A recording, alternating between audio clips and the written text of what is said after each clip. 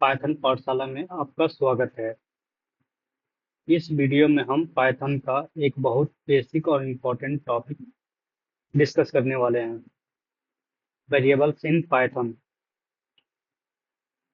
यह concept beginner के लिए फाउंडेशन और आपके फ्यूचर प्रोग्रामिंग के लिए बहुत ज़रूरी है। अगर आप पाइथन को शुरू से सीख रहे हो तो यह वीडियो आपके लिए परफेक्ट है। चलिए शुरू करते हैं बिना किसी टाइम वेस्ट के। अब बात करते हैं वेरिएबल्स क्या होता है। अगर सिंपल वर्ड में अगर मैं कहूँ तो वेरिएबल एक कंटेनर या बॉक्स है जिसमें हम अपना डेटा स्टोर करते हैं। जैसे हम अपने घर में किसी बॉक्स में अपना सामान सामान स्टोर करते हैं, वैसे ही हम वेरिएबल्स के अंदर अपने डेटा को रखते हैं। ठीक है, जैसे एग्जांपल के लिए x equal to 12, y equal to, जैसे मैंने लिख दिया पाइथन z इजकल टू 3.14। यहाँ पे x, y और z वेरिएबल्स हैं। x के अंदर इंटीजर 12 स्टोर है, y के अंदर स्ट्रिंग पाइथन स्टोर है और वेरिएबल z के अंदर फ्लोट 3.14 स्टोर है। अगर आपसे इंटरव्यू में पूछा जाए कि वेरिएबल्स क्या होता है तो आपको इंटरव्यू में कैसे बताना है? आपको आपको ऐसे बताना है, मैं यहाँ पे लिख रहा हूँ एज इट इज, आपको इंटरव्यू में बताना है। In Python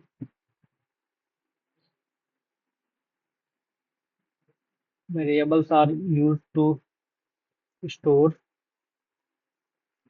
data that can be used that can be referenced or manipulated during the program execution।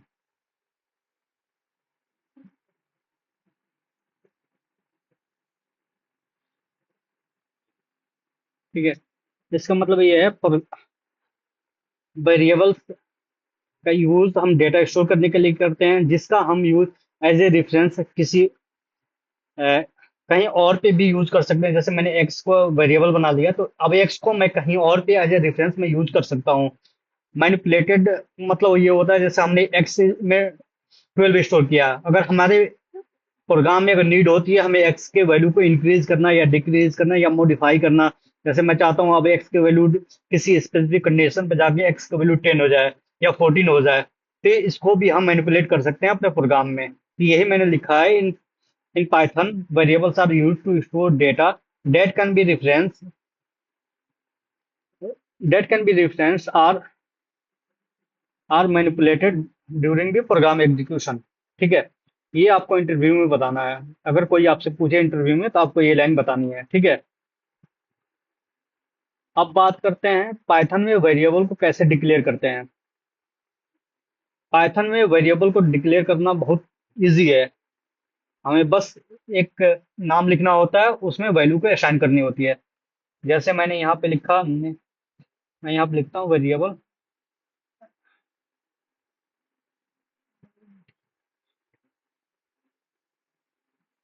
ठीक है, हमें मैंने नेम लिखा, नेम में मैंने क्या किया यहाँ पे, पाठशाला। यहाँ पे मैंने एक सिंपल एक नेम नेम लिखा। नेम कुछ भी हो सकता है, हम नेमिंग कन्वेंशन क्या हो सकती है उसके बारे में बात करेंगे अभी। सिंपली हमें यहाँ पे एक नाम लिखना है, कुछ भी नाम कुछ भी हो सकता है आपके वेरिएबल का। उसके अंदर मैंने एक वैल्यू स्टोर कराया पाठशाला। आप वैल्यू वैल्यू कुछ भी हो सकती है, जैसे हमारी रिक्वायरमेंट होगी वैसे हमारी वैल्यू होगी। ठीक है,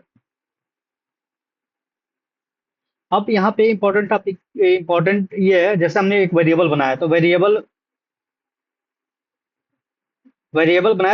का टाइप हमने डिक्लेयर नहीं किया है किस टाइप का होगा। तो जैसे जैसे जावा या सी में हम क्या वेरिएबल अगर डिक्लेयर करते हैं तो पहले हम उसकी टाइप को डिफाइन करना पड़ता है। लेकिन पाइथन में ऐसा नहीं है। पाइथन ऑटोमेटिकली समझ लेता है कि वेरिएबल का टाइप क्या है। इसी को हम बोलते हैं डायनेमिक टाइपिंग, मतलब जैसे मैंने यहाँ पे नेम लिखा, अभी अगर नेम का अगर मैं टाइप चेक करूँ, जैसे मैंने टाइप चेक किया, name type is equal to name, ठीक है। अगर मैं इस प्रोग्राम को रन करूंगा तो मुझे इसका टाइप मिल जाएगा, इसका टाइप स्ट्रिंग है। सेम मैंने फिर नेम इज इक्वल टू मैंने 1 2 3 रखा, फिर मैं अगर प्रिंट कराऊंगा टाइप, यहाँ पे टाइप अब चेंज हो गया, अब हमारा अब इंटीजर हो गया। पहले हमारा जो टाइप था स्ट्रिंग था, अब हमारा इंटीजर हो गया, क्योंकि हमने इसका टाइप डिफाइन नहीं किया था। जैसे सी और जावा में क्या होता है, अगर हमने किसी वेरिएबल का टाइप इंटीजर रख दिया तो उसमें हम केवल इंटीजर वैल्यू को ही स्टोर करते हैं। अगर हमने स्ट्रिंग वेरिएबल डिक्लेयर किया है तो हम केवल उसमें स्ट्रिंग ही स्टोर कर पाएंगे, इंटीजर स्टोर करते हैं तो हमें एरर आती है, ठीक है। तो यहाँ पे वैसा नहीं है, हमने एक वेरिएबल डिफाइन कर दिया, हमें हम उस वेरिएबल में किसी भी टाइप का वैल्यू स्टोर कर सकते हैं। But at the time of program execution, Python interpreter उसको समझ लेता है किस टाइप का ये इसमें वैल्यू है, वैल्यू के अकॉर्डिंग वेरिएबल के टाइप को वो समझ लेता है, ठीक है। तो हमें इसमें वेरिएबल के टाइप को डिफाइन करने की जरूरत नहीं होती है, ठीक है। अब अब बात करते हैं इसका नेमिंग कन्वेंशन क्या होगा। जैसे हम वेरिएबल का नेम कुछ भी नहीं रख सकते, तो अब हम बात करते हैं rules of naming variable.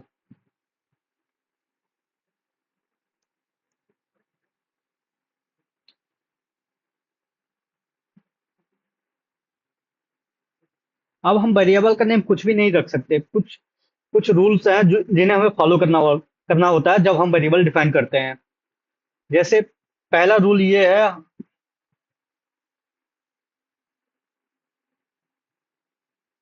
Variable name can not start with variable name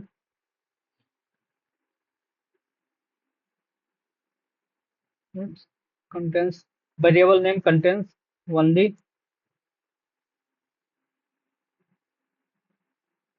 letter, numbers and underscore।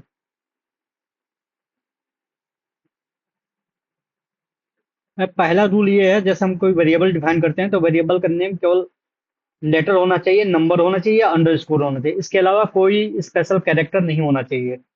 जैसे ए से जेड तक हमारा लेटर होगा, नंबर 0 to 9 और एक अंडरस्कोर, बस इन्हीं से हमें वेरिएबल बनाना है, ठीक है। इसके अलावा कोई अदर कैरेक्टर, स्पेशल कैरेक्टर जैसा स्टार एट दी या हम ऐसे वेरिएबल के नेम में नहीं लिख सकते।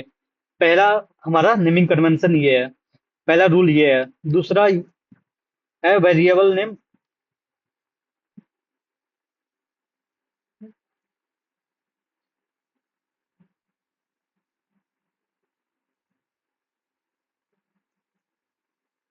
दूसरा ये है कि वेरिएबल का नेम जो भी होगा वो नंबर से स्टार्ट नहीं होगा, वो अंडरस्कोर से स्टार्ट हो सकता है, लेटर से होगा, लेकिन नंबर से वो कभी नहीं स्टार्ट होगा। जैसे मैं बात करूं, मैंने अंडरस्कोर नेम, ये वैलिड है, नेम वैलिड है, लेकिन मैं वन नेम करूं, ये इनवैलिड वेरिएबल है, ठीक है। मैं इसको नेम वन कर सकता हूँ, ये वैलिड है, लेकिन वन नेम ये इनवैलिड है, ठीक है। तो हमेशा जब भी हम वेरिएबल डिफाइन करेंगे तो हमें ये हमेशा ध्यान रखना है कि वेरिएबल का नेम क्या हो सकता है। वेरिएबल का नेम कभी भी नंबर से स्टार्ट नहीं होना चाहिए, ठीक है। ये रहा हमारा तीसरा।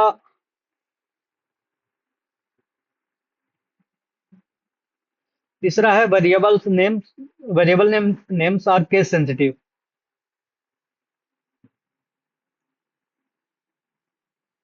केस,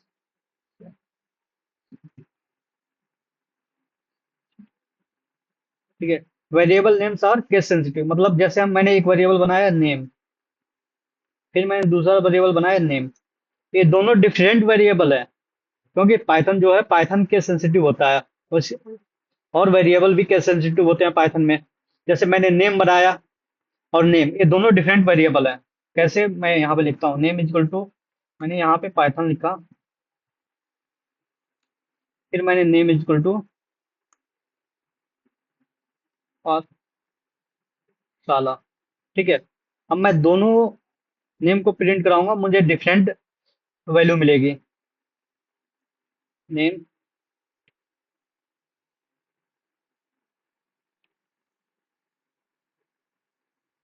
अब मैं रन करता हूँ प्रोग्राम को, ऊपर की जो भी प्रिंट है मैं उसको कमेंट कर देता हूँ।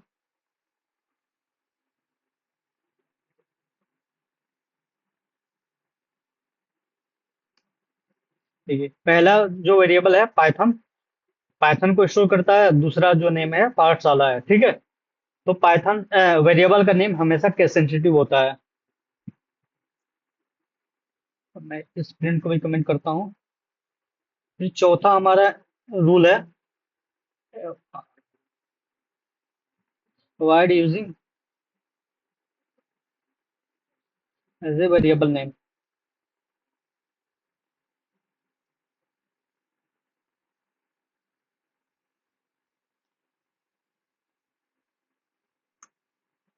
Avoid keyword as a variable name, जैसे मैंने पिछले वीडियो में मैंने बताया था कीवर्ड्स क्या होते हैं। जैसे कीवर्ड का नेम है, कीवर्ड्स के नेम को हम as a variable name use नहीं कर सकते। जैसे हमारा एक कीवर्ड है इफ, हम इफ इज इक्वल टू 5 नहीं लिख सकते। ये करेक्ट सिंटेक्स नहीं है वेरिएबल डिफाइन करने का। हमें एक कीवर्ड को एज ए वेरिएबल कभी यूज नहीं करना है। ठीक है, जैसे इफ हो गया, एल्स हो गया, डेफ हो गया। डेफ इज इक्वल टू, ऐसा हमें कभी यूज नहीं करना है। अवॉइड करना है हमें कीवर्ड को एज ए वेरिएबल नेम। ठीक है, पांचवा और लास्ट हमारा जो रूल है वो सबसे इंपॉर्टेंट है। वेरिएबल शुड बी,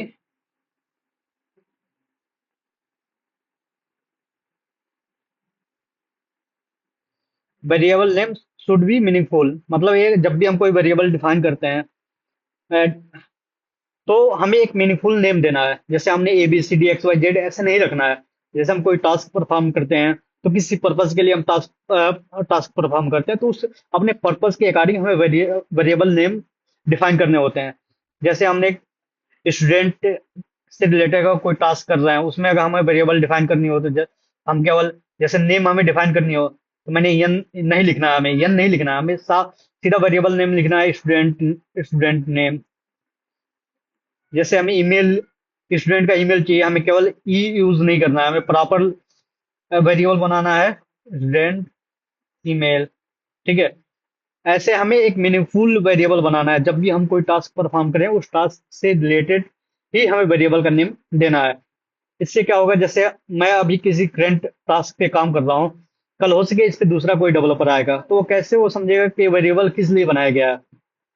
जैसे मैंने ए बना दिया, ए में स्टूडेंट का नेम स्टोर करा दे रहा हूँ, बी में ईमेल स्टोर करा रहा हूँ, तो किसी को एज ए कोड देखकर पता नहीं चल पाएगा वेरिएबल किस किसके लिए बना है, क्या स्टोर करेगा। ठीक है, तो इसलिए हमें वेरिएबल का नेम हमेशा मीनिंगफुल रखना चाहिए।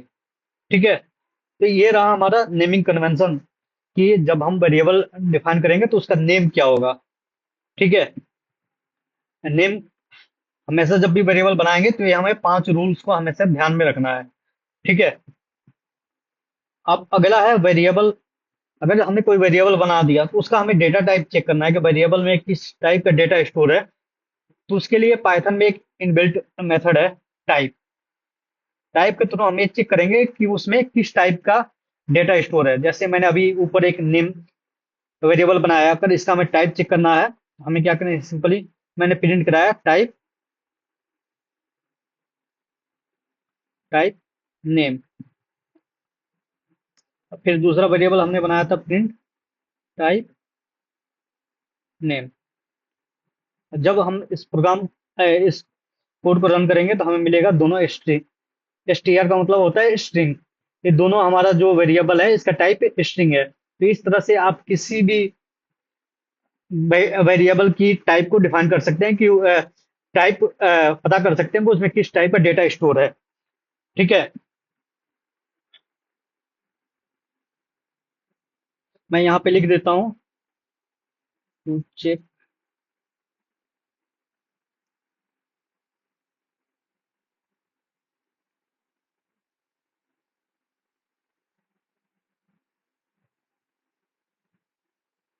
ठीक है। अब अगर हमें डेटा टाइप चेक करना हो तो हम ऐसे चेक करेंगे। अब अब बात करते हैं, अगर हमें मल्टीपल वैल्यू असाइन करनी है, मल्टीपल मल्टीपल वेरिएबल में वैल्यू असाइन करनी हो, डिफरेंट वैल्यू भी हो सकती है, सेम वैल्यू भी हो सकती है।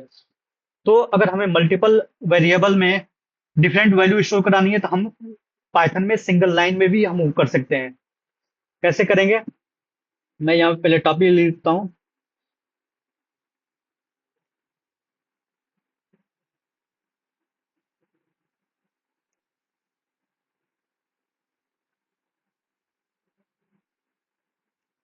ठीक है, हमारा टॉपिक है मल्टीपल वेरिएबल असाइनमेंट। जैसे मेरे पास एक्स, वाई और जेड है। मैं चाहता हूँ, मेरे पास वैल्यू है एक्स इक्वल टू 10। जैसे हमें मल्टीपल वैल्यू में डिफरेंट वैल्यूज स्टोर करानी है, तो एक तो ये हमें X equal to 10, B equal to X equal to 10, Y equal to 20 और जेड इक्वल टू 30 मैंने स्टोर करा ली। एक तो ये है कि हम अलग अलग लाइन में अलग अलग वेरिएबल में वैल्यू को स्टोर करें। दूसरा, एक पाइथन में एक ऐसा भी हम एक लाइन में भी स्टोर करा सकते हैं, एक्स वाई जेड 10 20 13। ठीक है, जैसे जिस सीक्वेंस में हम देंगे उस सीक्वेंस में वैल्यू स्टोर हो जाएगी। जैसे हम प्रिंट करके देखते हैं, इसको मैंने कमेंट कर दिया, प्रिंट एक्स वाई जेड। मैं इसको क्लियर करता हूँ, रन करते हैं। रन किया तो एक्स में क्या है 10, वाई में 20, जेड में 30। ठीक है, अब हमारा ये है कि हमें मल्टीपल वेरिएबल में सेम वैल्यू स्टोर करानी है। जैसे मैं चाहता हूँ एक्स वाई जेड में सेम वैल्यू 25 स्टोर हो। तो उसके लिए हमें अलग अलग वेरिएबल को वैल्यू असाइन करने की जरूरत नहीं है। हम सीधा लिखेंगे एक्स इक्वल टू वाई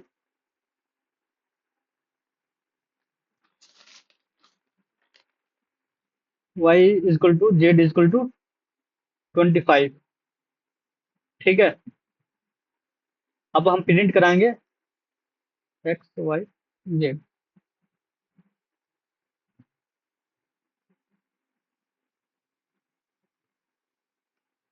अब एक्स वाई और जेड तीनों की वैल्यू 25 25 25 है।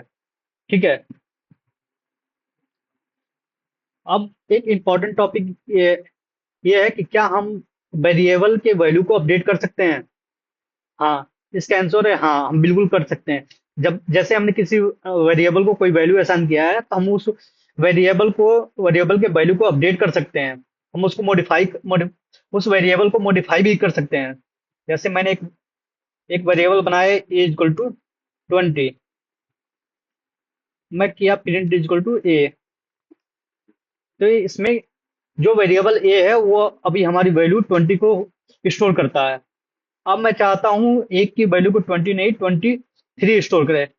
अब मैं 23 को स्टोर करा रहा हूँ। तो ये मैंने क्या किया, एक में जो पहले वेरिएबल था, जो वेरिएबल ए था उसमें 20 स्टोर कर रहा था, मैंने उसके वैल्यू को अपडेट कर दिया। अब ए 20 के बजाय मैं 23 को स्टोर करा रहा हूँ। तो वेरिएबल को हम अपडेट भी कर सकते हैं। जैसे अब मैं प्रिंट कराऊंगा, प्रिंट ए,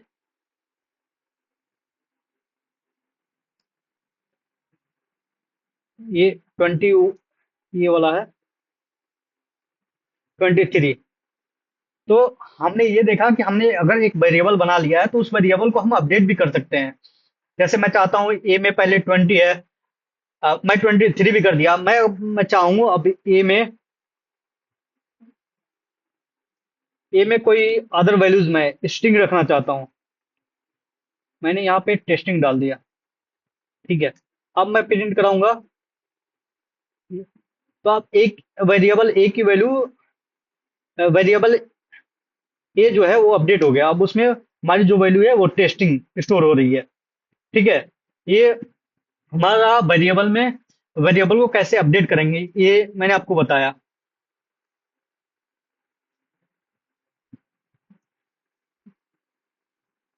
तो दोस्तों आज के वीडियो में हमने सीखा कि पाइथन में वेरिएबल क्या होता है, उन्हें कैसे यूज करते हैं और उनके रूल्स क्या होते हैं।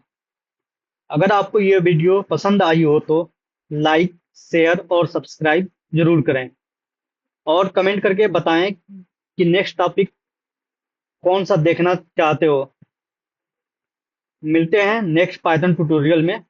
Thank you for watching this video.